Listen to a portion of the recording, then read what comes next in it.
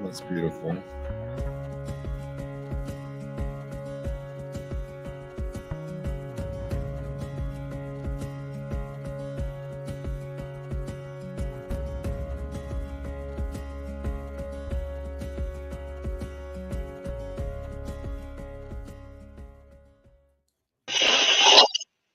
Hello, everyone, and welcome to the DARA Compliance Summit. We are very excited to have you here. We want to welcome all of you who are listening. We have a lineup of wonderful panelists that Wendy's going to be describing. So for those that do not know me, my name is Jacqueline Cooper. I'm the CEO of Blockchain Legal Institute and also one of the directors of DARA's and the foundation. So we have my co-founder, Matt Rogers, who's on screen right now, and I'll have him introduce himself, and then I'm going to introduce Wendy. Hey, good afternoon. Happy to be here. We have a great list of speakers from some prominent companies that operate in the United States, and I'm looking forward to hearing from everybody.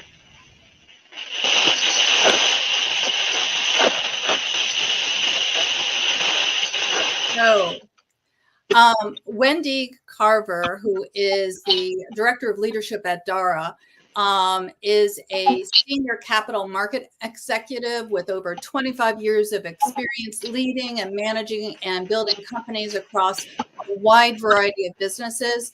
She has been the Chief Operating Officer at Wyoming Special Purpose Depository Institute. She has built and launched tokenization panel platforms. And she has extensive experience in capital markets, managing trading desks, structuring and managing operations. I'm going to let her go ahead and introduce our first panel and definitely stay on for our second panel because we have some very distinguished speakers. Thanks, Jackie. Thanks, Matt. Really excited to kick off our first panel. Talking about compliant blockchain and digital assets ecosystem powering the future in U.S. economic development and innovation. So our first panel, who are coming into the room right now so we can see this spectacular panel with this incredible diversity of expertise. And we are really thrilled to welcome them.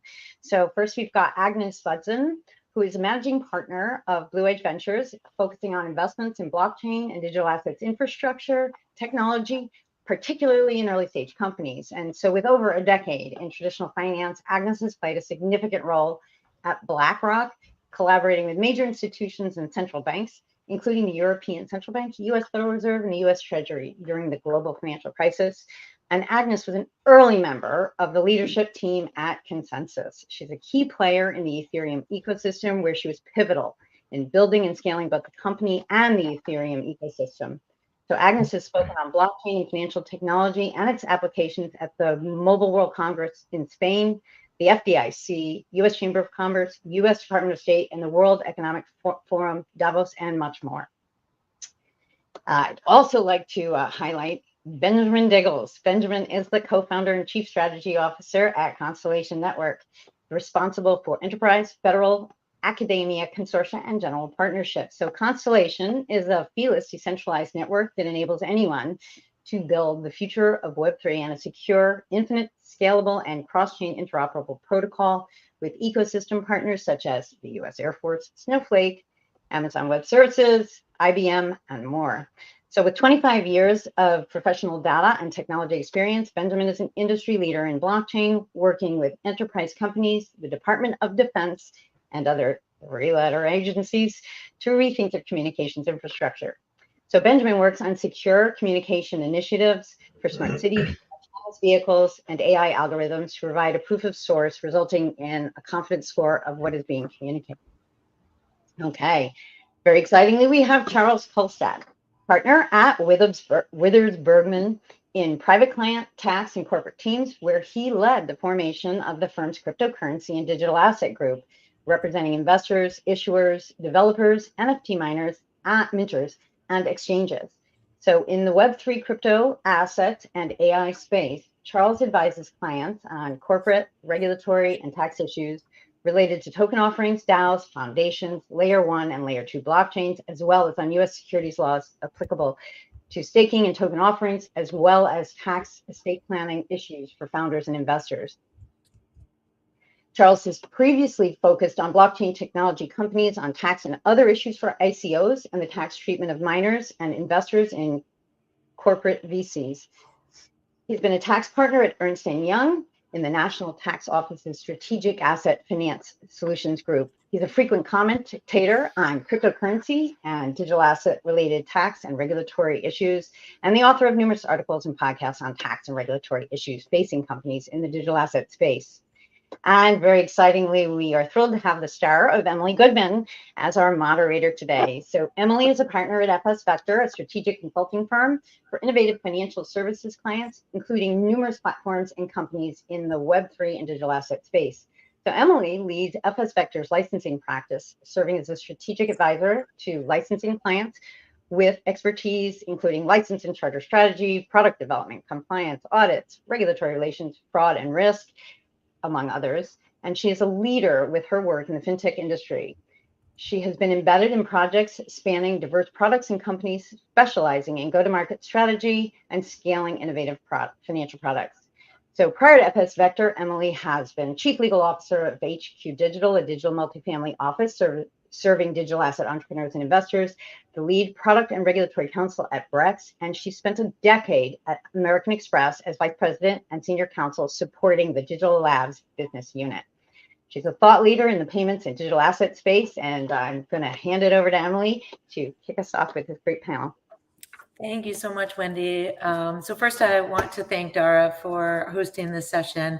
Everything that we cover today will align with DARA's mission, which is to empower businesses in the US to thrive with crypto regulations that focus on economic development, safety, and compliance.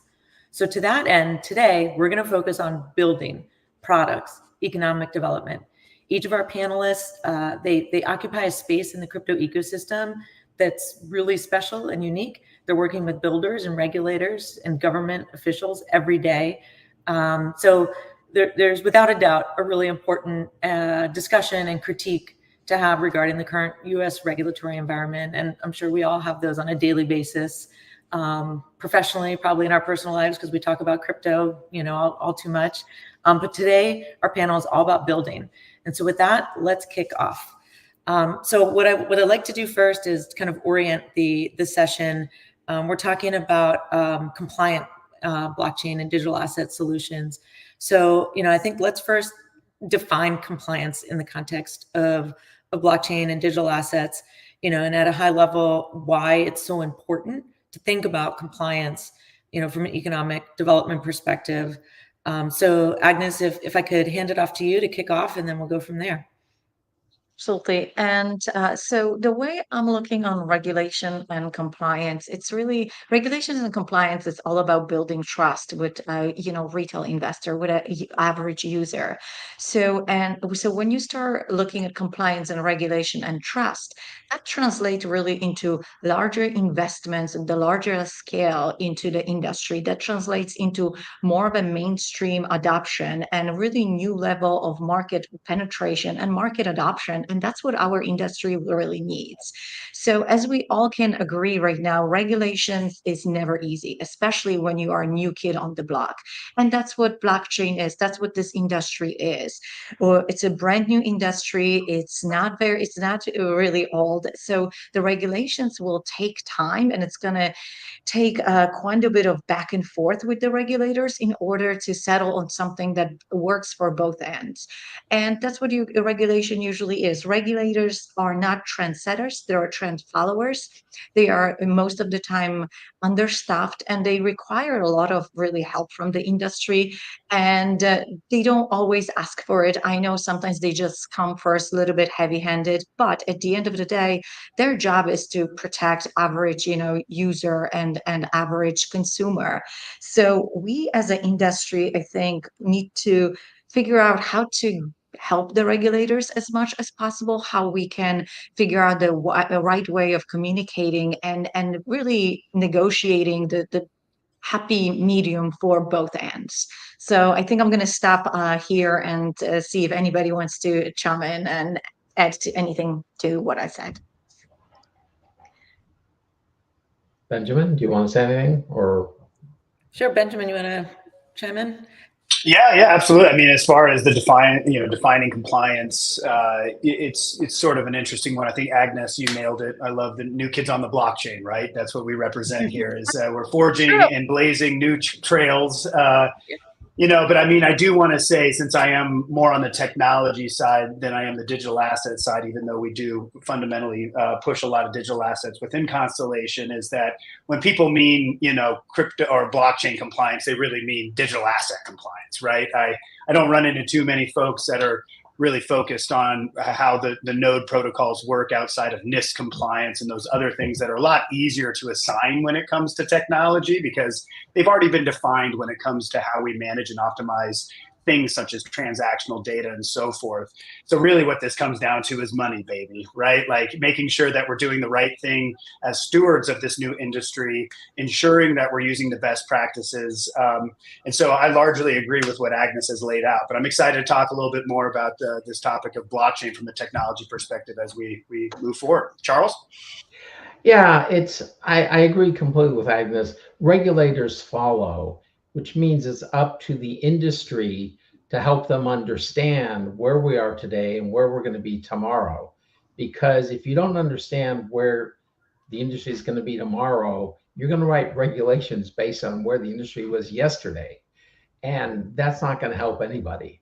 The other thing is, we're talking about US compliance, but most companies in the US that are in the digital asset space, they have users all over the world. They have token holders all over the world, software engineers, and so on and so forth. So it gets complicated because you have to comply not just with what you think the US rules are, which are sort of unclear and a little opaque at times, but you have to comply with the EU rules and the OECD rules and what's coming out of Singapore and Hong Kong and South Korea and Dubai and Gibraltar. So whoever's responsible for dealing with compliance at a particular company, they got a really big job, and they probably have a big stack of Tylenol fairly close by. Yeah, then Benjamin, I want to push on something that you said, which has been a topic I think about a lot, which is, you said you're a technologist, not necessarily a financial services person, let's say, which is typically, a pretty good defense to getting involved in compliance and regulation. But I think the basic tenets of DeFi have really tested how compliance and regulations apply in this space. That Charles, as you said, the old laws are really designed for centralized systems, centralized ledgers, centralized systems, whatever it may be. And there's been some, I imagine that for some builders, some technologists, it's a bit nerve-wracking to be building in financial services, let's say, if you're building and you're concerned that the way that regulators are interpreting the compliance obligations could include a platform, because it has to cover someone. There has to be some consumer protection, let's say, and so it's really been testing the limits of the old argument of we're just the platform, we're just the technology. So I'm curious, just on this same topic, like how that's come into play for you. Yeah, I mean, so we're a blockchain ecosystem, not different from like an Ethereum or a Solana. Constellation has, a wallet, a block explorer. We have node validators. We have all the pieces that most ecosystems have. And I think a big part of that our legal guidance has largely been around the decentralization of the business, right? That sort of DAO model. We're not an official DAO, but we do have an entire governance arm that is community driven within our company that keeps us in check so that we're not a centralized institution. And that's by no means as a way to skirt regulation, but rather to better enforce good practices when you're handling a large treasury, as we do on behalf of many token holders, as well as node validators, we have to make sure that we have things like multi-signature and third-party custody control. These are all things that ensure and are great for those that are listening, that are red flags for things like rug pulls, right? There are expressions that are sort of out of the gate right now that we see in other ecosystems or other projects, when folks aren't really doxing their team. You don't know who's behind it. All the crypto is managed in one wallet. Like, these are all things that usually hint that they're going to be doing something nasty at some point. You might want to put up your guard. And so I think that it is forcing best practices from a financial institution as Constellation to ensure that we're managing things appropriately from a digital asset perspective. But as I mentioned, and the last thing I'll say is just when it comes to our technology, when working in sensitive environments that require clearance within the Department of Defense, things do need to be vetted from an ISO or a NIST perspective. There's a lot of different cybersecurity maturity guidelines that we have to follow as a company that aren't unique to us as a Web3 company, but that we have to comply to, much like other companies as well. There's a thing called FedRAMP that folks may not know about, that you have to get, I guess, certified to be able to store any government data. But when it comes to metadata, since we don't store any on behalf of our blockchain, it makes it a little bit trickier. So we've been having to work out those kinks with some of these institutions. But yeah, that's where we stand. Interesting. Thanks. So why don't we kind of keep going down that road? Could I jump in for just a second? Sure, Charles. Thank you. Yeah. So I have a lot of clients who are in the DeFi space. Half of them say, we're decentralized. We don't keep track of anything. We don't have to comply. And the other half have actually read what the EU has put out, what the OECD has put out, that says, no, just because you're decentralized doesn't mean you don't have to do KYC, AML, and so forth. So there seems to be this myth among a certain group of people that just because you are decentralized, you don't have to comply. And the other point is that you need grown-ups in the room. This is a new industry with really, really, really smart people, but they may not have always had huge exposure on the business side. And so this is where venture capital investors, the A17s, and all the people who give money to, they need to say to the startups, we want you to be compliant. We want you to have multiple wallets. We want you to have custody. We want you to have these things, because that way you'll be around 5 years from now when you'll see your vision come to fruition. And sometimes because of FOMO and so forth, some venture capitalists aren't necessarily as strong on requiring compliance by their portfolio companies. So, we need to educate both the regulators, and you've got to get grown-ups in the room to help foster, yes, compliance is important. Absolutely. And I'd like to think that we have seen, oh, sorry, go ahead, Agnes. I'm sorry, one additional thought just to build on what Benjamin and Charles said.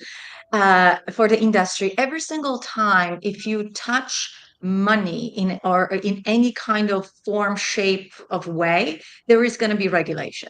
And everybody could kind of think about it. Yes, these are tokens. Yes, these are NFTs. Yes, these are some kind of form of digital assets.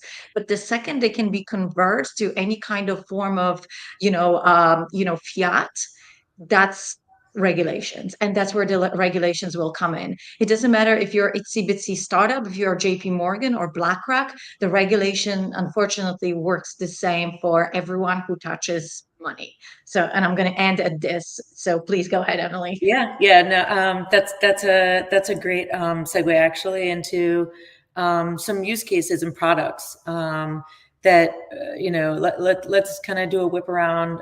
Benjamin, if you want to kick off, and what we want to focus on here and share with everyone who's listening and watching is products that are out there, successful launches where we see the intersection of blockchain technology, digital assets, compliance and regulation, and then also economic development. Again, that's the focus of this, but importantly, that they are really compliance and regulation forward. Yeah, absolutely. So just two quick ones, and then I'll dive into the one that I really want to focus on. Is we do have a project with the government called Iron Spider, that stands for Secure Peer-to-Peer Interoperable Data Resilience, which is really just secure information sharing. If you think about just most stuff we do when it comes to apps like Slack or email, being able to do that using a blockchain protocol that quality assures that nothing's been spoofed or messed up in transmission is a huge use case, right? That's our biggest use case with the government. And then, of course, there's trustworthy AI by putting proof of source, by tagging data at the source on a blockchain. You now have an assurance score that you can produce on large language models, watermarking, as well as the models themselves during runtime to ensure there's not been any malware or anything malicious that's taken place. Those both, I think really affect a lot of people, considering every 24 hours the world sends 380 billion emails. It's an incredible number. So for Iron Spider, Benjamin, that would be an example where the very traditional NIST framework and government standards for touching any government data would apply. It applies to this very new and novel technology, the blockchain technology you guys are leveraging. But you went through that onboarding that is fairly traditional, I guess you would say. Correct. Yeah. Since everything is based off of node operations, it all starts with the cloud, right? Whether it's Amazon or whoever you want to work with. So it's not super off the mark. But I will say one great use case, and I'll make it quick here because I want to make sure we have plenty of time for everybody to talk, is we have a thing called the door traffic miner, which is a hardware device that consumers or enterprise can buy, put over a doorway, and it measures foot traffic. And this shows the efficacy of things like retail, boarding times at airports, if a bathroom needs change, hospitals that are being overrun. It's HIPAA compliant, so there's where the compliance comes in. All the hardware and software also follows rigorous compliance. It validates the data in real time as people are passing it through on our network. It rewards them in a wallet with cryptocurrency, a digital asset, for contributing to that data that we then sell to third parties so that they have insights into those different workflows. So it touches everything from blockchain, node operations, wallets, digital assets, the whole thing, right?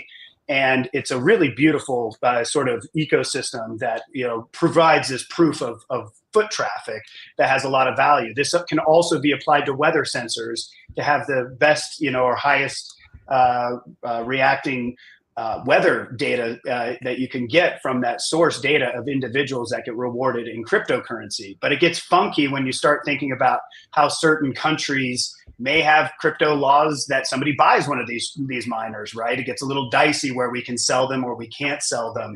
Mm-hmm. But it shows that the demand is there.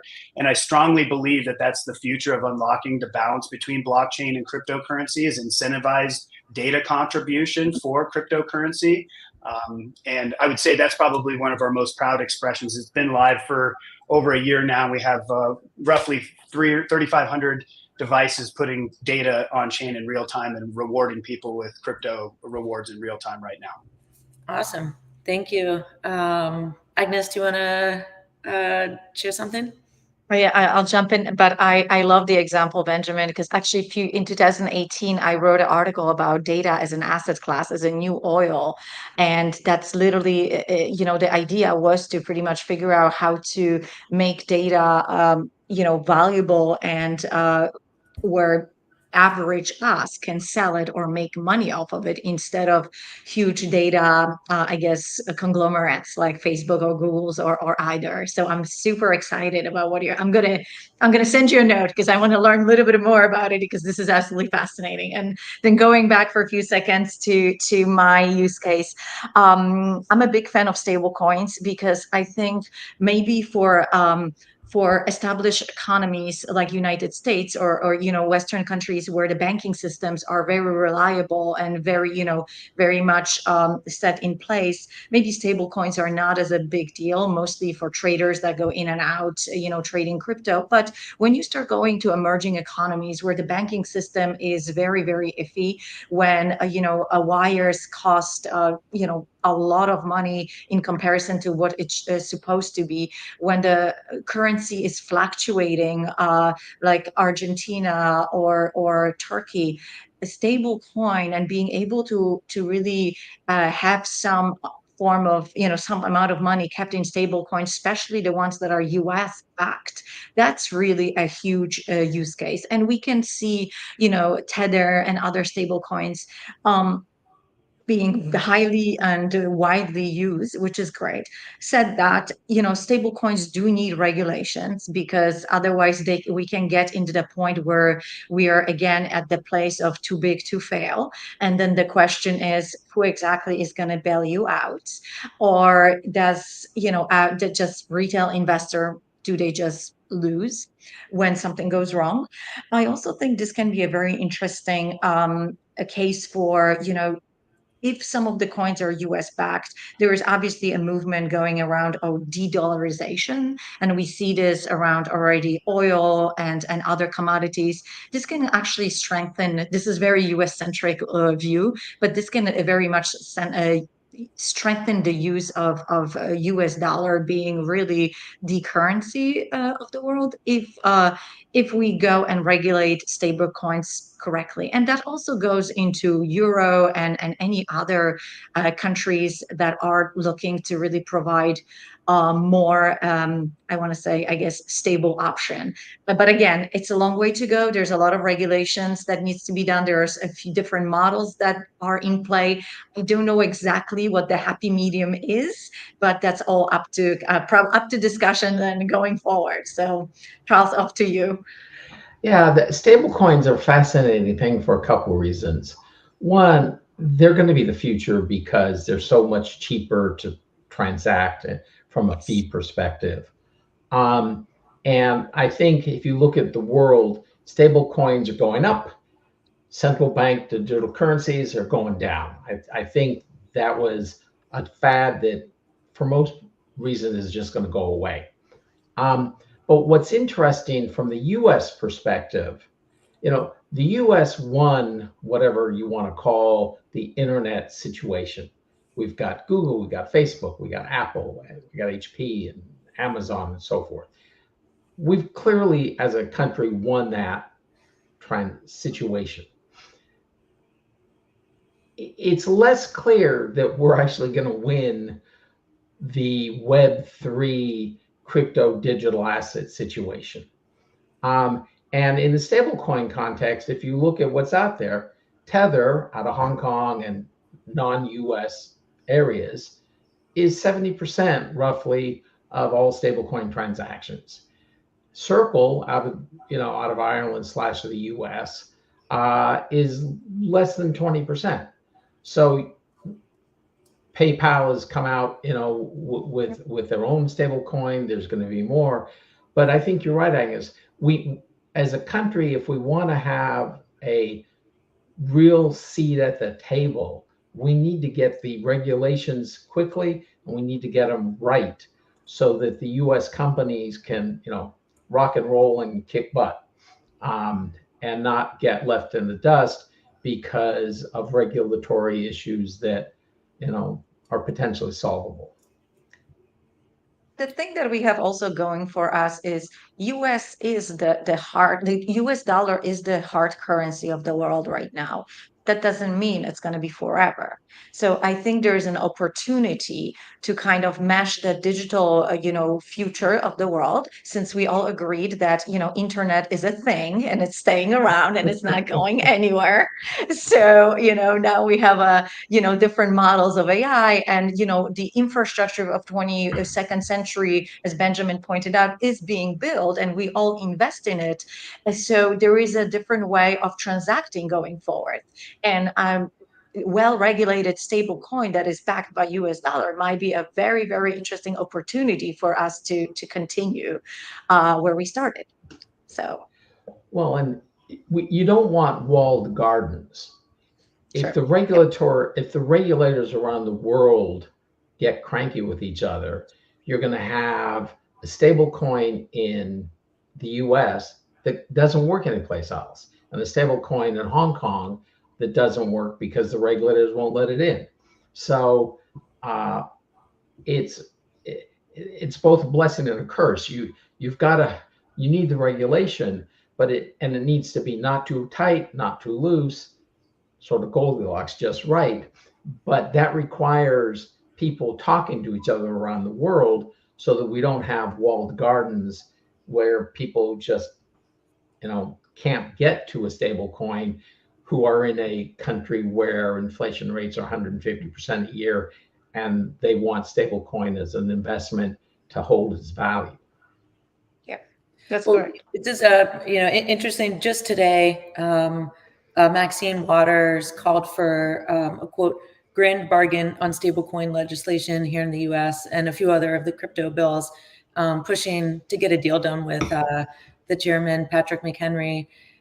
So I've been not particularly bullish that something was going to get past this Congress, but they seem to really, at least these two, seem to really want it. And I think the excitement around stablecoins is clear.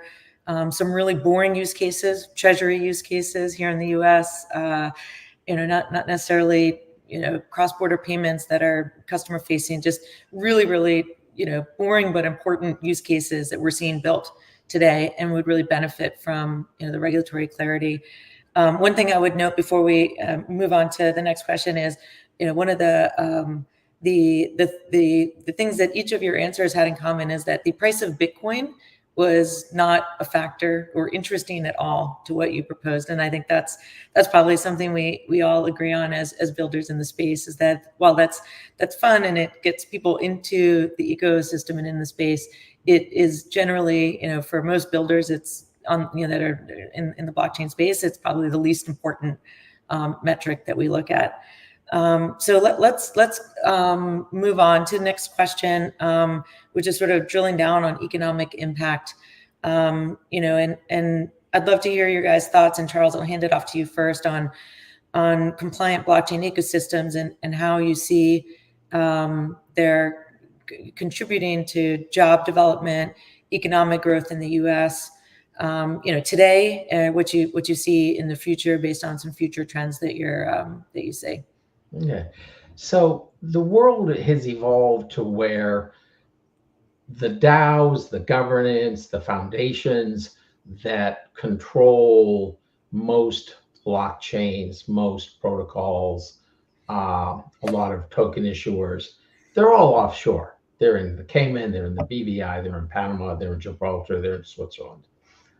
So you look at that and say, oh, that's not good. They're not in the US. But in many cases, the actual human beings who are doing the work are all sitting in the US. Now, there's a whole host of tax issues and securities law issues and so forth with them doing that. But the technical know-how and the sort of historic, let's make it happen in the US spirit is still here. And this is where the regulation comes in. We need to get the regulation right so that people who felt they had to be offshore will come back onshore and continue to drive the economic development, drive the technology. There's a lot of technology people available these days from some of the big companies because of AI and so forth. So, let's get people back into the US and hire these people who have great skill sets so that the US can continue to be, have a seat at the table in a meaningful way.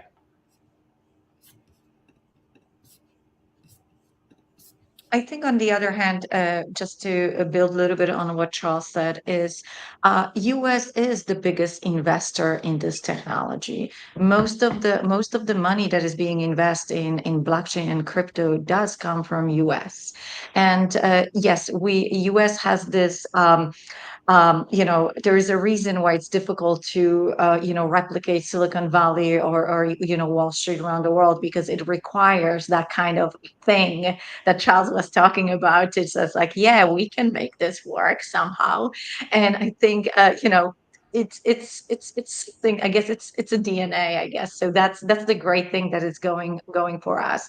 But we also have to make sure that the way we're structuring our education, especially in the systems, in math or engineering and others, it has to translate into how we are investing in up and coming startup, companies, co-founders.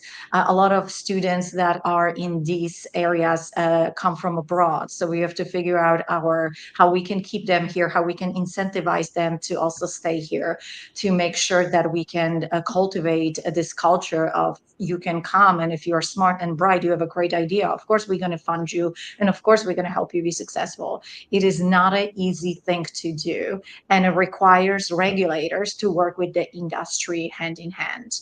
That's pretty much non-negotiable. Any thoughts, Benjamin? From the lens of academia, we work with a lot of students and have a lot of exposure to student clubs. And Web3 and blockchain is probably the fastest growing interest group of any group in technology right now. And unfortunately, these young people don't have a place to really follow the rules once they get things moving.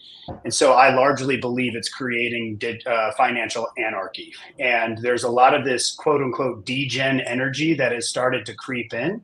We saw it with GameStop, AMC, where the power and numbers of these decentralized communities have the ability to move mountains without anyone even knowing where they're at. And so without that regulation, I feel like what we're going to see from an economic impact and development perspective is a massive shift, which is already happening. I mean, when I was, in college back in the early 2000s, late 90s, kind of dates me, is that, I had to work like 3 jobs just to get by. I'm meeting some of these young kids that they're 19 years old and they're sitting on a bag worth over $1 million. And they're able to do things that are like God power to that age group. And that age group is thirsty for mentors, and they're just not there. And then because of that, we're seeing this explosion of meme coins. All of a sudden we have Nazi coin that's worth hundreds of millions of dollars in trade volume. Like, yep. If we're not regulating that, at what point are we going to take this serious? And I feel like the longer this takes place, a lot of young people are going to get hip and they're going to say, I'm just going into blockchain and Web3 and I'm going to live the life of a movie star, and I can't blame them. So I just wanted to say that because that's an area that if you're not working with students, you don't know what's happening right now. And they are the keys of they hold the keys of the kingdom right now when it comes to moving most of the liquidity around. Benjamin, do you see those students also maybe not looking to the traditional funding paths as a result? Like they don't need to go to VCs or other or family offices because it's not the ICOs of the world, it's something else, and they might not need VCs like everyone else does. Yeah, there's T-shirts out there of pride not having to use VCs. They viscerally are against it, largely because the American dream failed us over the last 15 years. Mm-hmm. And this young group is saying, oh, we can play by the rules and not afford a house, or we can not play by the rules and buy 10 of them. And so because of that, these behaviors are going to make a huge impact on the economy, and they already are. And it's kind of like putting the toothpaste back in the bottle. Once it's out, it's going to be real hard for us to get it back in. And so, yeah, I think there's almost, like I say, an anarchist or kind of a defiance to sense because it has been so poorly targeted towards them. I'm helping them bolster up through the American dream. And so, anyway, I strongly see it happening, and I think people should be concerned about it. I'm not saying it's necessarily a blanket bad thing, but at the same time, why would they follow the rules when right now they don't have to? Yeah, that's fascinating.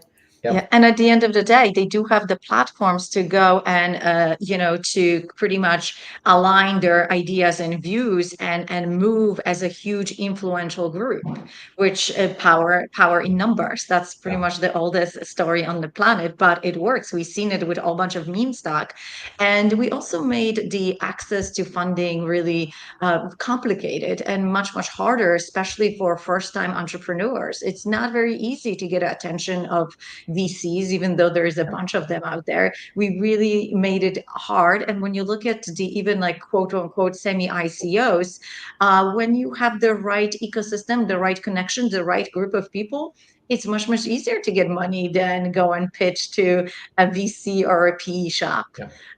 And you really, the judgment is very different, and it's good and bad, but that's the reality. It's exactly what Benjamin is saying. So thank you for bringing up the point. And do you guys see that, this is I really like this point from an economic development standpoint, because my hunch is that you'll also say that there's a larger percentage of folks who would otherwise be underrepresented in VC world and have a disproportionately low amount of funding from VC world that are now able to to enter via this method. 100%. Yes. Yep. Yeah. And Agnes, to your point, half of my clients are under the age of 30 and half of them are not from the US. So they're sitting there, to your point, Benjamin, going, I can make a lot of money trading meme coins and doing this and that. Why do I do it in the US where I have to pay 50% tax rates? Let's go to Puerto Rico. Let's go to Singapore. Let's go to the Cayman Islands.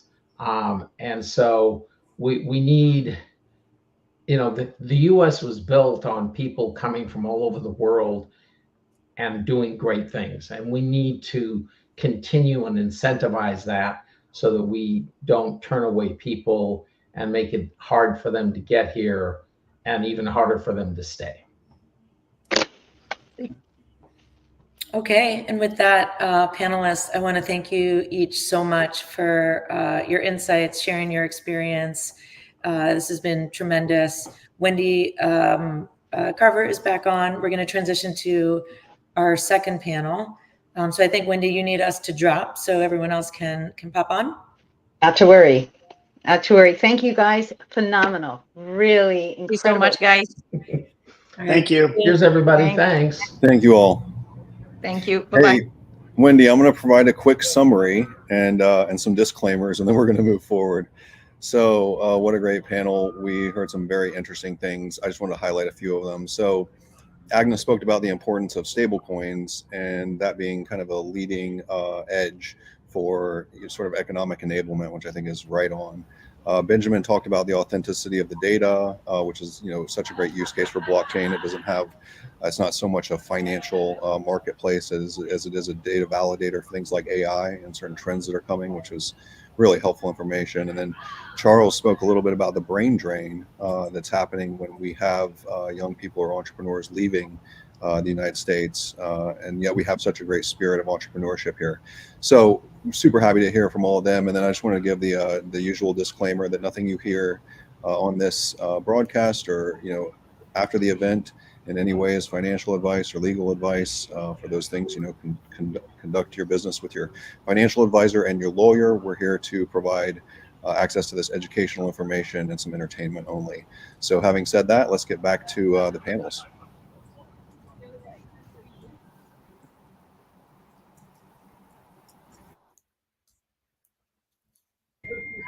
Wendy, you're muted. We're waiting for Rosa and Valentina to jump in. Can somebody let them in? That would be super. We're really, really excited about the next panel. That last panel was super. And we've got incredibly even more insights. Just waiting for the remaining panelists to be let in the room. Are they here? Okay, I'm going to start with what we've got here for starters. So this panel, solutions to compliance challenges and industry developments forging ahead in the U.S. regulatory environment. So we've got, as you can see on the screen, we've got Amit Sharma. Amit has engaged in a myriad of roles that intersect financial markets, risk management, regulatory compliance, and international development. So he's the founder and CEO of Thinclusive. It's a regulatory technology company that provides an embedded full-stack global standard financial crimes compliance and identity credentialing platform. This creates a secure gateway between traditional financial services and digital asset ecosystems, including blockchain-enabled networks and decentralized financial services. or DeFi. So prior to Inclusive, ready for this one, Amit worked in both the public and private sectors, including with Mitsubishi UFJ as global lead of new products and chief of staff to the head of global markets and international business units. Command Global Services as chief of operations, and at the US Treasury Department at the inception of the Office of Terrorism and Financial Intelligence, and later as chief of staff to the deputy secretary and advisor to Treasury's senior team under Secretary Henry Paulson. Okay, I'm just wondering where the rest of our panel is. Okay, so we're going to go to Lewis here. So I'd love to, we're so excited to have this diverse panel. Lewis, another winner here. He's the Chief Technology Officer at Fluidify and an award-winning fintech company. Fluidify empowers institutions to diversify into decentralized finance, digital assets easily, safely, and profitably with verifiable and actionable data with AI-enriched blockchain data for fund managers. So Lewis is an AI patent inventor, a cloud architect, developer, published writer, and former TV show host. So Lewis has held technical positions at, here we go, more cred, the FBI, the Department of Defense, the Department of Energy, and as well as IBM. And he has been nominated for Entrepreneur of the Year by the Entrepreneur Council of Maryland. Just checking here because I'm looking for Valentina and Rosa. Yes, beautiful. We got the superstars joining our superstars. So very, very excited to welcome Valentina Pogosian, who is a superstar in her own right. She's the global head of risk at Anchorage Digital, which is the only federally chartered crypto bank providing qualified custody, amongst other services, where she leads global holistic risks programs across all verticals, focusing on third-party management, IT risk management, enterprise risk management, testing, and monitoring. So she joined Anchorage Digital in 2022 as a testing and monitoring lead, driving the strategy behind enhancing compliance controls, frameworks, and issue management frameworks. So Valentina has over 17 years of experience in financial services and fintech industries at Meta, Fitch Ratings, and GE Capital, covering a range of financial products, including digital assets, consumer finance, consumer lending, and leasing. So she has overseen compliance teams globally across Europe, North and South America, and Asia, and she holds multiple Masters of Law degrees from multiple accredited schools. So additionally, we have very exciting and thrilled to have Rosa Nader, who is a senior legal counsel in crypto at Kraken Digital Asset Exchange, which is based on the September 2024 Forbes Advisor Review of Crypto Platforms, the best platform. She is California licensed attorney with nearly a decade of legal experience spanning across the tech industry, big law, and the big four. So throughout her career, Rosa has advised on all aspects of corporate governance, board matters, security matters, privacy matters, tax matters, commercial agreements, partnerships, recapitalizations, financing, M&A, venture capital, and nonprofit work.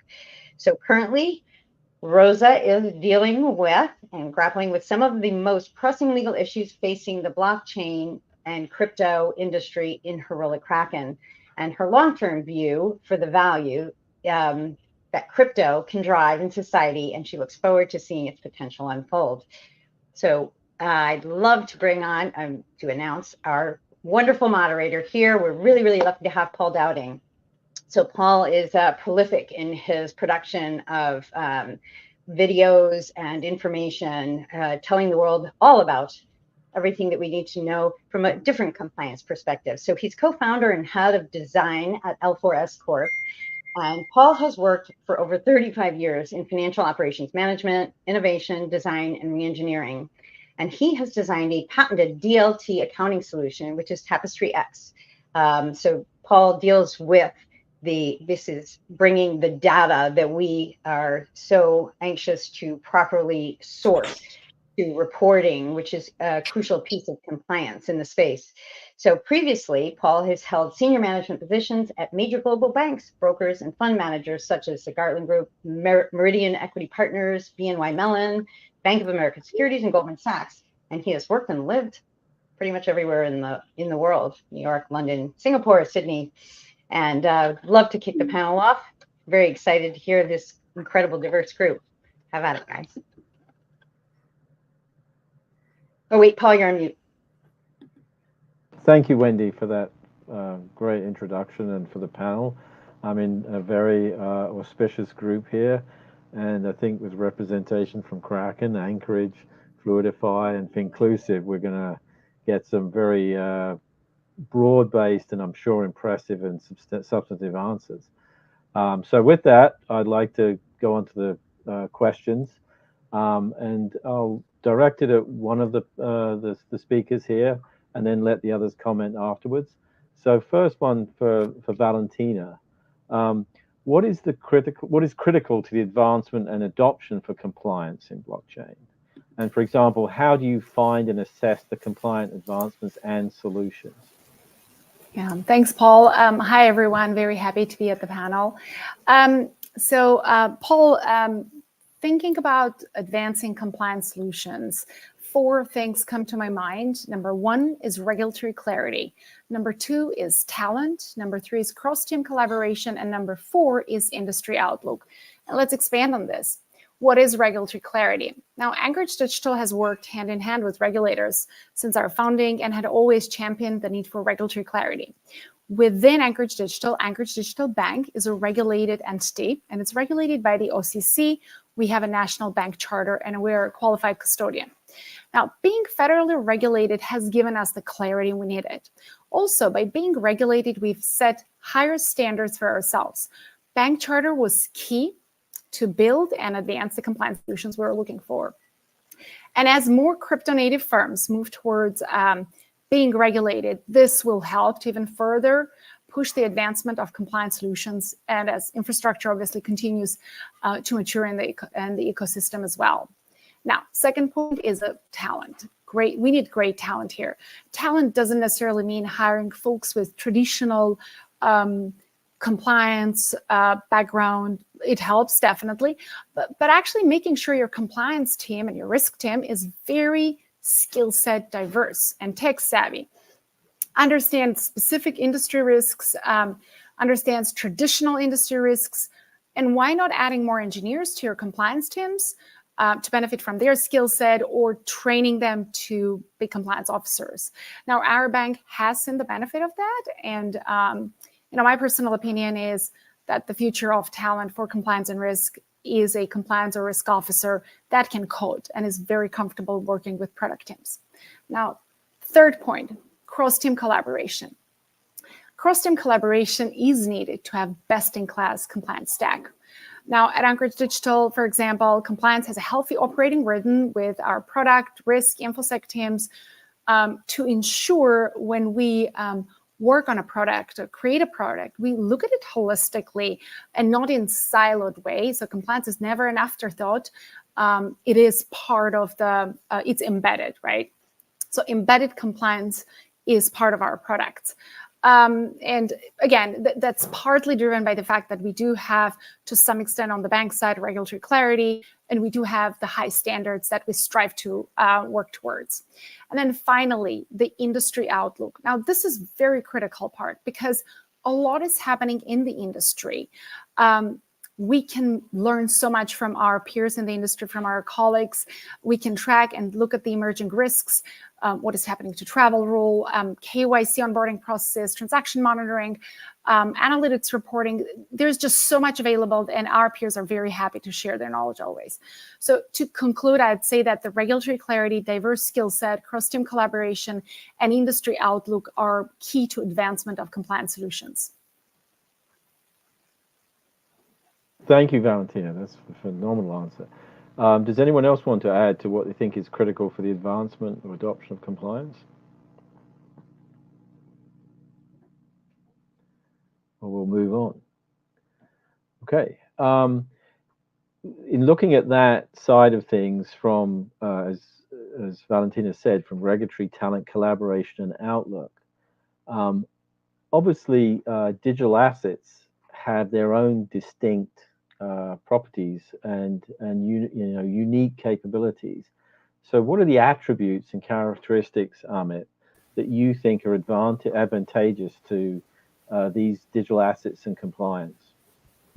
No, thanks for the question, and appreciate the opportunity. And partly why I hesitated in following up with Valentina. She just did a great job in terms of sort of the manner in which you can create diverse compliance systems. I think to answer your broader question and to complement hers, one quick step back, right? One, I think we need to first understand that financial crimes compliance risks, whether they be money laundering and drug trafficking and terrorist financing and sanctions evading and counterfeiting and fraud and tax evasion, these are sort of illicit activities that pervade all types of financial services, both in the traditional side and in the non-traditional side, including now in web native platforms, in decentralized financial services, in tokenized financial value and issuance activities. So we have to think about financial crimes compliance mitigants in the context of the fact that we've seen a lot of these behaviors before, and now we have to look at it in the context of new technology applications. In that sense, I would argue that comprehensive application of money laundering, anti-money laundering, financial crimes compliance obligations are in place. The Bank Secrecy Act and other follow-ons, the Anti-Money Laundering Act and the like, already obligate any purveyor of financial services products in this country, certainly in the world, under that guise, period. And you can be a digital asset service provider, you can be a traditional bank, deposit institution, money service business. If you are undertaking activities or practices that are covered, you are covered, period. And so for those that may claim in the digital asset services sector that they're not covered, if you're undertaking the provision of financial services and products, even in tokenized, peer-to-peer, decentralized ways, you are covered. You have the obligations to know your customer. Now, this is what gets exciting in the digital asset services space, because the underlying technology affords step function upgrades in both the operational and financial market infrastructure and in the mitigants to identify and interdict bad activity in the financial services domain. And that's where we can look at what are those activities and practices meant by those digital asset services, and then look at the underlying attributes that distributed or that digital assets are built on, right? And they're built on some fundamentals, right? The ability that you get distribution. Blockchains create a shared system of record across a number of different business networks and members. This does not exist in more centralized systems. So to be able to have shared ledgers, disparate ledgers reconcile, and transactions via different networks can therefore be traced. And talk to law enforcement. Law enforcement believes that the underlying technology is a boon, not a bust, a boon to it. The immutability of ledgers, and this splits a number of different ways, but generally speaking, the consensus being required from all members and validated transactions are therefore on permanent record. Again, a boon to law enforcement and regulation, a boon to transaction traceability and analytics, a boon to client monitoring in ways that also enhance underlying consumer protections and privacy protections. Permission versus non-permission networks. And we can talk and debate about where they have a place, and both have a place in certain ways. And we can talk about the risk and challenges of both permission and non-permission. But when you have, especially in permission networks, the ability to enable access privileges and share verification and validation of a transaction between counterparties, or that I can verify and validate that the other side of the transaction, the counterparty, the receiver, is in fact who they say they are, is in fact tied to the wallet to which the asset might be pushed. So a number of these elements, transaction traceability, auditability, immutability, distribution, actually decrease risk. And what we need to reemphasize to both the sector and regulators and policymakers that are now looking at wrapping around updated and modernized guidance, regulatory and otherwise, is that not all technologies enhance risk. A lot of technologies, in fact, mitigate risk. And I would argue that the step function upgrade that peer-to-peer, tokenized value, digital asset services in a Web3 domain are inherently creating an infrastructure that mitigates risk and adds value to consumer protection and privacy in ways that traditional financial services never have, in ways that concentration risk with anointed intermediaries never have. And if we can combine those applications in ways that embed compliance tools, you have a fundamentally more secure, fundamentally more equitably accessible, and fundamentally more efficient financial market infrastructure, because it embeds the quality control. So those attributes, I believe, need to be reinforced to underlie embedded compliance in a new wave of financial market infrastructure that's connecting the world in a way traditional markets just have not. Amit, I have a follow-up question to one of the points you're making about these attributes. I'm just curious what your take is. The immutability feature, I think, is huge. And I think if more people understood that, to your point, that it actually decreases risk. But I think someplace where myself and others sometimes don't connect the dots is even if a transaction is immutable, if you can't identify with accuracy the end users, then I think there's still the potential to obscure identities. And so could you just connect the dots in terms of how those features work together? I know that your company works on bringing this infrastructure to life. I'd really like to understand that piece of it. Yeah, and so the way, it's a great question. The way I'd answer it is kind of quickly twofold, keeping it, appropriate level, because man, I could jump down to this rabbit hole with the geeks involved. But it's twofold. One, to the extent that transactions are in fact traceable and then immutable on a ledger, that's a boon from a traceability, interdiction, analytics perspective. Now, that said, are there privacy diminishing or anonymizing tools out there? Absolutely. Are there things that work to deliberately obfuscate either the transaction messaging and or the counterparty attributes associated with the wallets, etc.? Yes, there are. And I would draw that distinction back to and including cash, right? The most anonymous transactions on the planet remain cash denominated. If you want to launder money, and this is a word of advice to every illicit actor out there, don't do it with digital assets, do it with cash. And it continues to be the most heavily laundered instrument on the planet, US dollar cash. And we're not outlawing it anytime soon.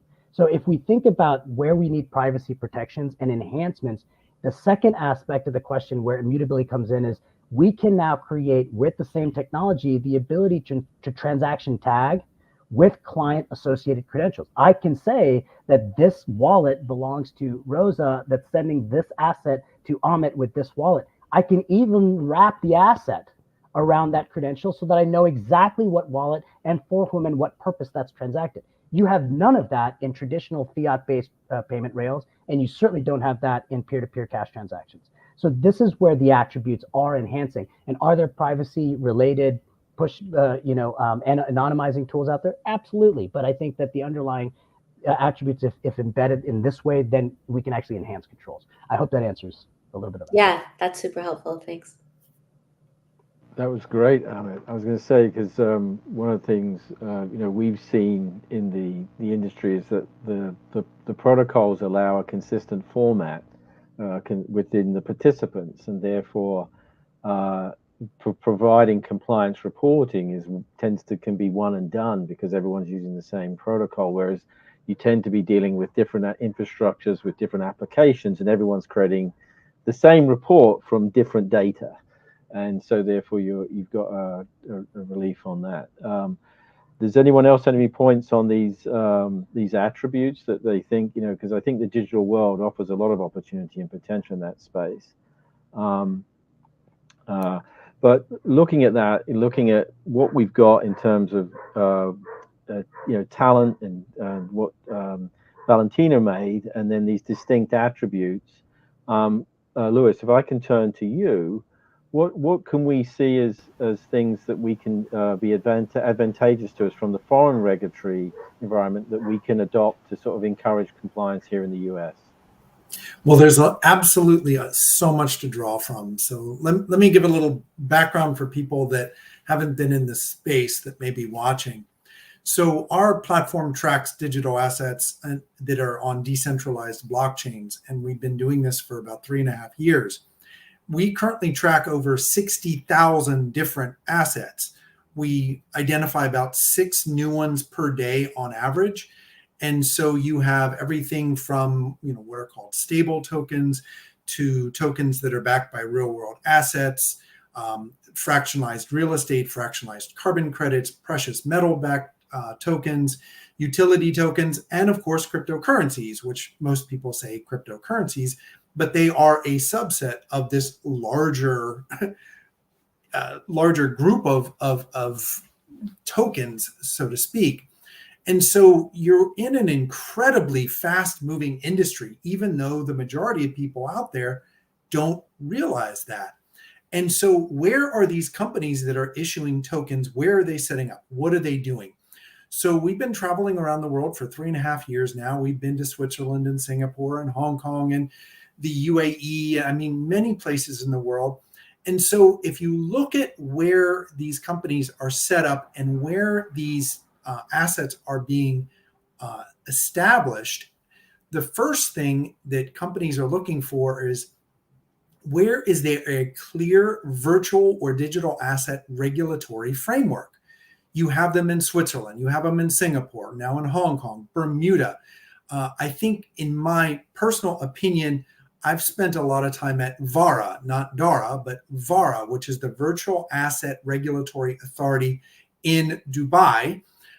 They are an absolute incredible example of a regulatory body that has very, very clear guidelines. They have a beautiful office. You can schedule time. You can go in there. You can work with them. They're very collaborative, and they're very, very helpful to anyone that's looking to create any type of a digital asset or a new financial product that may use a digital asset, or, you know, as a utility token or something along those lines. So number one, have a clear asset regulatory framework. Number two, promote a supportive and progressive ecosystem for companies to build products on. Again, you see incubators in the UK, Switzerland, Abu Dhabi, for example. ADGM has Hub 71. There are all these incubators that are in place to help companies to build their products and to, you know, what I was hearing earlier in terms of attracting investment. The first panel was talking about that, you know, attracting investors. I mean, these incubators put these companies in front of investors that understand blockchain, digital tokens, understand the financial market, and they put them in front of these investors that their portfolio is designed to include tokens or other blockchain type of products, so it matches their risk tolerance, and they have capital to deploy now. That's another thing. As a Canadian corporation, there's a lot of, you know, VCs here that are struggling to be able to do due diligence on a company that works in blockchain. They just don't have the people in place to understand all the subtle nuances and differences. So again, you need to have a supportive and progressive ecosystem for companies to build. And then the third one I want to mention lastly is have a sandbox so that these companies can actually build their products, work side by side with the regulators on the new products. And this helps the companies to reduce the risk when they're building these new financial products, right? Because it's being done in a collaborative way with the regulators. And so if they happen to look at a solution or start to look at technology that a regulator would say, you know, that doesn't really fit because it has a self-destructing transactions, or it obfuscates certain financial type of data, as Amit was talking about, the regulators can say, you know, you might want to look at other technologies where that isn't the case, because we won't be able to approve your solution if you use something of that nature. So that's my suggestions as a solution builder. That covers a lot of ground. So, what between the different jurisdictions, what do you see any other distinctions between, say, Asia and Middle East and Europe that the US can you know, take on board to look at these items? So in my opinion, from the different places that I've been, I am a big fan of the UAE frameworks. As I mentioned, VARA, ADGM as well, Abu Dhabi Global Markets. I mean, they're blazing a trail out there with very progressive regulators that are working collaboratively. I mean, I've been to their offices, I've talked to them, I've sat with them. You know, it's a very, very open discussion. They want to be supportive, but at the same time, they're very conscientious of all of the things that we've talked about, such as, you know, counterparty identification and money laundering. You know, they're very conscious of this, and they want to be able to have innovation, but at the same time, they want to be respectful of international law and making sure that people are following international laws, not just the laws within their jurisdictions. Yeah. And you'd mentioned capital, and a lot of these areas have sovereign wealth funds, whereas the U.S. has a more established private investment. Is that something that needs to be included? Yeah. So, again, this is speaking from my experience. So I lived in Mountain View, California for 10 years. I was an angel investor with one of the angel funds that are out there. I live 2 miles from Y Combinator. So I'm very familiar with the Silicon Valley scene.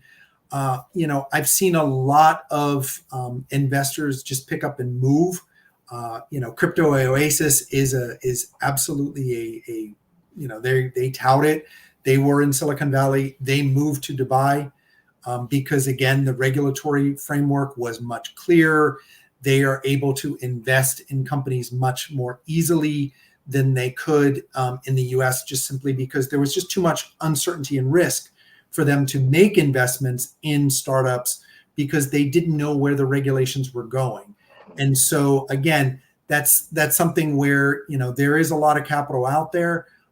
And having a more robust and clear set of framework would definitely help. And it not only help the startup companies, but it would help the investors to have clarity in what companies it's safe to invest in and, which ones will fit, not just now, but, 5 years from now. Yeah, it's definitely a global marketplace and a global reach. I mean, Bitcoin is, a global network. A lot of the DeFi and what's possible with blockchain and distributed ledgers is definitely in that that capability. So on that basis, and I'll turn to Rosa here. There's obviously regulatory. We've just heard some ideas around frameworks, the distinctions of the assets, how to advance compliance. But within the regulatory bodies in the US, the SEC, the CFTC, the OCC, the Federal Reserve, what do you recommend to them as regulatory bodies and also companies dealing with them in terms of how do we advance compliance?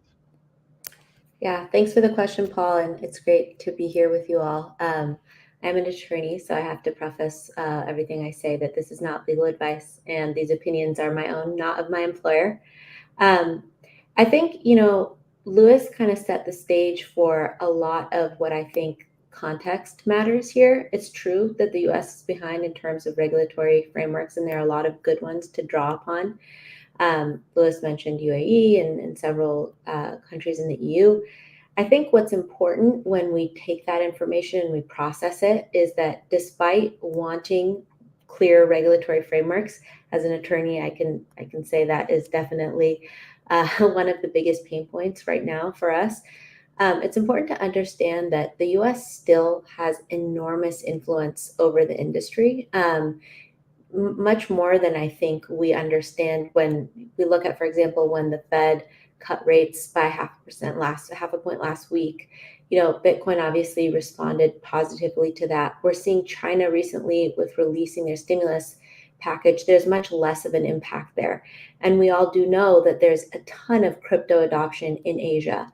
The US is actually behind India, Nigeria, and Indonesia in terms of crypto adoption, generally speaking, based on Chainalysis's 2024 report. So despite the numbers of users in other countries and the regulations being developed in other countries, the US still has an enormous influence, impact, and opportunity, I would argue, to really develop the landscape further. And it can be pretty grim when you look at the various enforcement actions. And, as lawyers, we are often frustrated by what we perceive to be regulation by enforcement. And it's just, sometimes it feels like a constant influx of negative actions against the crypto industry. But there are examples that I'll get to in terms of, I think, if you look at the macro, the US does show some signs of, a brighter future in terms of the way these regulatory agencies can work together. So I think, key is really understanding the US's influence despite the lag that I would say we've had in terms of regulatory framework adoption. The next is really understanding how politics and partisanship of the issue has, I think, impeded the adoption of these frameworks, and just really working on education to expand the tools and the knowledge so that folks across, both sides of the aisle can understand that this doesn't need to be a partisan issue, that it doesn't benefit a party to either be, a champion or a deterrent to the technology. I think thanks to folks like, for example, Marco Santori, who's our chief legal officer at Kraken, doing a lot of work in Washington to advocate and increase education amongst politicians and amongst lawmakers to really understand how the US can harness this technology and use it to our advantage by becoming a more friendly environment for these projects to thrive and to deter companies from moving offshore for lack of adequate guardrails and in fear, quite frankly, of, it's very costly to constantly be battling lawsuits. So I think, again, understanding the US's influence globally, reducing partisanship, and then collaborating amongst these agencies. So you mentioned the Federal Reserve, the SEC, the OCC, the CFTC. Well, oftentimes these agencies have to unanimously approve something for a product to come to market. An example, actually a positive example, is the SEC last week approved BlackRock's listing of physically settled options tied to their Bitcoin ETF. This is great. The Bitcoin ETF was only approved in January of this year, and that was one of the biggest financial developments of the year, I would say, certainly in the crypto space. And the SEC approving this is great. As we know, increasing options features in the industry increases liquidity, and increasing liquidity is great for the market. The more institutional the more institutional adopters come into the market, the less volatility, because the more their actions impact volatility. And so we want to reduce volatility and really show the public more about the benefits that can be utilized from this technology in the grand scheme of things. So, however, even though the SEC approved this feature by this product, the OCC and the CFTC also need to approve. And so I think greater collaboration amongst these agencies is kind of the final piece. And coming to, it's an election year.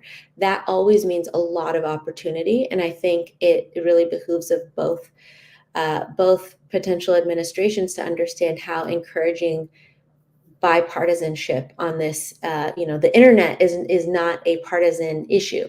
It's a well understood technology, and of course there are still a lot of issues with the internet. We have privacy issues, protecting children online, a lot of different issues with the internet, dark web, and so forth.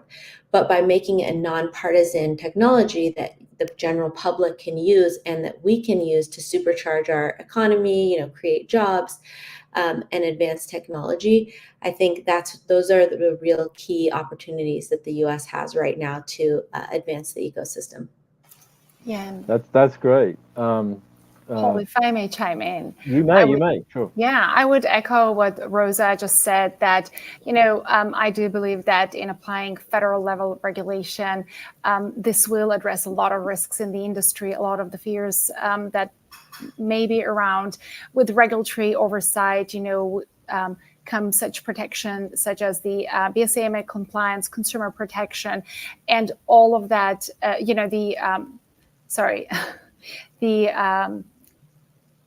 all of those elements are critical to reduce risks and inspire and give more confidence into digital assets industry and provide more stability.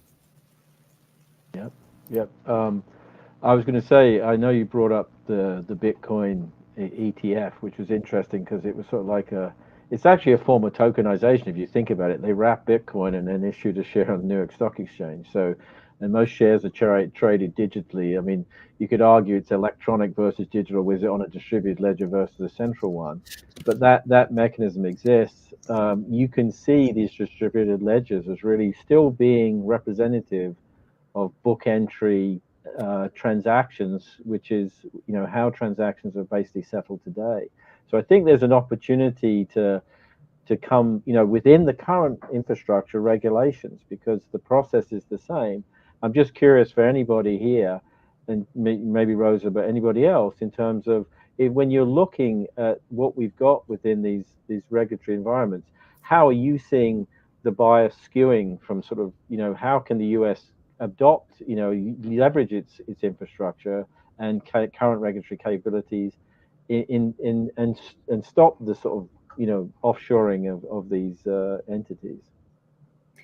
Yeah, I can start that off. I think as long as we have Chairman Gensler heading up the SEC, there are a lot of headwinds in the industry, and there are a lot of political factors that tie into that. So I think that without a friendlier tone from the governmental actors in the current ecosystem, there is going to be that risk of offshoring, and there is going to be the risk of a lot of projects moving overseas. But I think at the same time, the United States still is number 4 globally in terms of adoption. And there's a lot of other redeeming factors, talent, infrastructure, and so forth that make the United States still an incredibly attractive place to start and grow a business. So I would say it's not too late by any means. And there are a lot of companies that are fighting the good fight. I would mention Kraken as one of them. And I think greater cohesion in the industry, I think there's a lot of opportunity for companies to come together. And that's happening right now. I mean, we see more recently Congress is having, congressional hearings specific to the industry, which is heartening. And I think that there are, again, in addition to Kraken, other companies that are trying to collaborate with other companies to advance kind of the messaging and the education and really get the point across in terms of how incredibly valuable this technology can be. So I think that the more cohesion that there is in the industry, the greater we can collectively advance the public knowledge and then, use that as advocacy to, whether it's through lobbying or through other relationship building to really advance the US's posture on the matter. So I think from what you've all said and contributed, and it's been fantastic listening to all your answers, we've got a panel that's focused on how do we encourage US compliance, but we've got a global perspective for lessons learned. So just as a final question to you all, what are the, attributes, what is the new technologies that maybe are there or coming, and anything else that you feel that we haven't mentioned in terms of these digital assets and blockchain and the crypto asset world that we feel are advantageous to adopting compliance? I can start also just kind of riffing off of what Rosa said, because I wanted to emphasize, but also I'm an equal opportunity antagonizer, so I'll put this out there. We often treat regulation as a monolith, and it just isn't. We have a federated regulatory and supervisory authority in the United States that's unique. That's not the case in so many other places around the world that sort of roll up a single financial services regulator, and then depending on the activities and practices, et cetera. Gary Gensler does not supervise banks, right? He's chairman of CFTC, right? Like the SEC has a role, the CFTC has a role, the OCC has a role and mandate, the Fed, Reserve Bank has a role and mandate, the United States Treasury has a role and mandate, the FinCEN has a role and mandate, state-based regulators. Now that looks like a hodgepodge, and it is.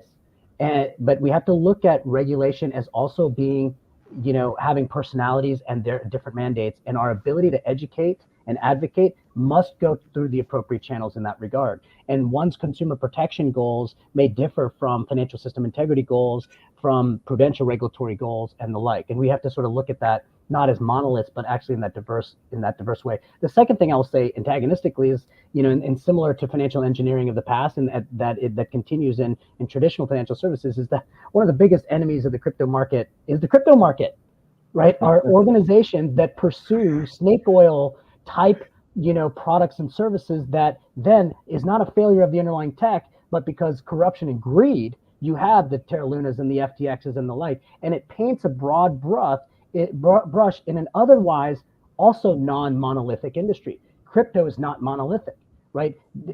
Payment stablecoins have a different function than do deposit tokens, than do securitized obligations, than do NFTs.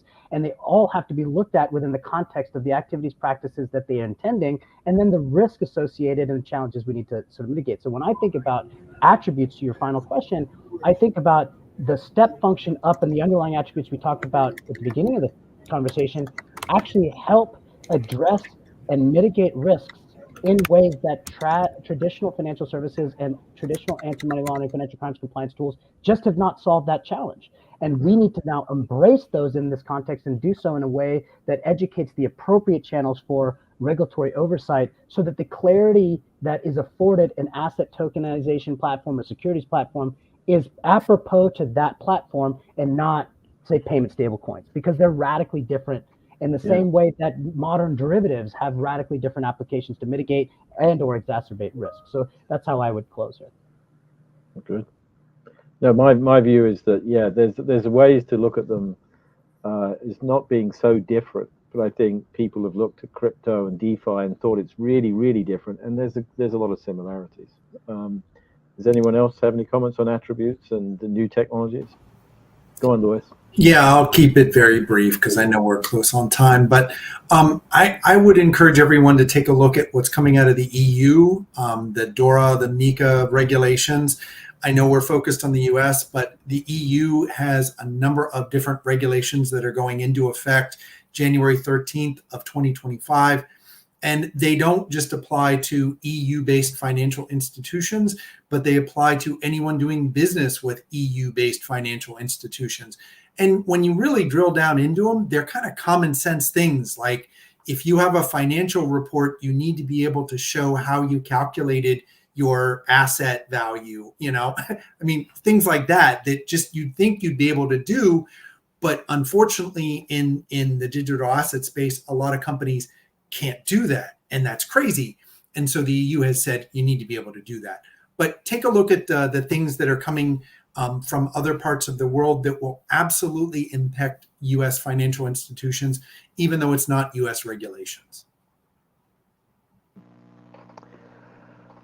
Okay.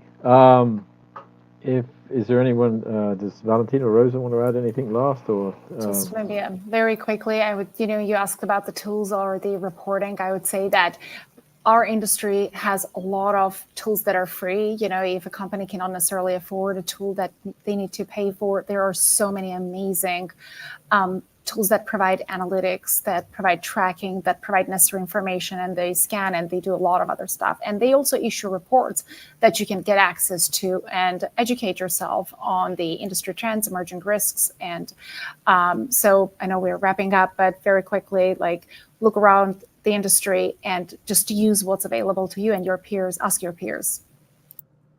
Okay. All right. Well, I'll thank you for all your contributions here. It's been fascinating listening to it, and I think we've got some great ideas. I'm sure the audiences appreciate them. Thank you to Jackie and Wendy and Matt for providing us this forum. It's been fantastic listening to it, and we'll hope we'll guide everybody, the companies, the regulators, and everything to a better compliance environment, which is going to be better for everybody. And I think the potential is there. We've just got to realize it. So thank you. Yeah, Paul, I'll add that, because Amit made the point about it's not a monolith, and there's such a wide spectrum in terms of what's going on in the industry. And for every, scammer or a bad project that gets pressed, there's also people using crypto to send remittances across borders that they wouldn't be able to do through using traditional finance. And so I think really harnessing and not forgetting the potential of this technology across demographics, across borders, and really increasing access and inclusion to the financial system, I think is something also that we shouldn't lose sight of. No, that's great. Well, thank you. That's a good way to wrap it up. I definitely want to thank all of this panel as well as the panel that came before us, because I know both as an attorney as well as an educator, everything that you're saying is so critical for the education of our community, both those professionals as well as the consumers. So I definitely want to thank everyone who's here. And I know that we're going to be doing more virtual events for DARA and for Blockchain Legal Institute. So definitely for those that are following us, definitely hop on and stay tuned for other individuals within our community. Wendy and Matt, do you have any last minute thoughts? Because this has been a phenomenal discussion, very rich with a lot of different things. I think we were super lucky to have this incredible diversity of expertise, thought, and incredible insights, right? It's things that we're not seeing in terms of opportunities elsewhere and all of the advantages that we've got moving forward coming from all of you. And thank you. I think it's absolutely incredible and really proud to have been able to support this panel and to have this video out for the universe to see all the great work being done by all of you and all of the super insights. Just incredible. Thank you to Paul, Rosa, Valentina, Lewis, and Amit. You guys are exceptional. Just wanted to echo all the thanks all around and mention that, DARA is an industry-led initiative, and, it's open to membership and contributions, people who are compliance officers or entrepreneurs that want to kind of take a leadership position in what we consider to be vital to the U.S. economics and to entrepreneurship and the great spirit of leadership and innovation that the United States has always brought to industry. Look at the DARA website, reach out to a friend that might have invited you to this broadcast, because this is an industry-led initiative, and so everyone is welcome. Those are my last comments. Anyone have anything wonderful and super inspirational to say? Maybe Paul? Put you on the spot. I'm going to say, quote Yogi Berra, the future is not what it used to be. We've got a great one ahead of us, so let's go grab it. Yeah. That's great. Super, Paul. That's great. And thank you also one more time to our previous panel who had the same amount of incredible insights and great expertise, to Emily and to Charles, to Benjamin, and to Agnes. So to all of the panelists, incredible. Thank you. Really great insight. That's great. See you all soon. All right. Thank you for being here.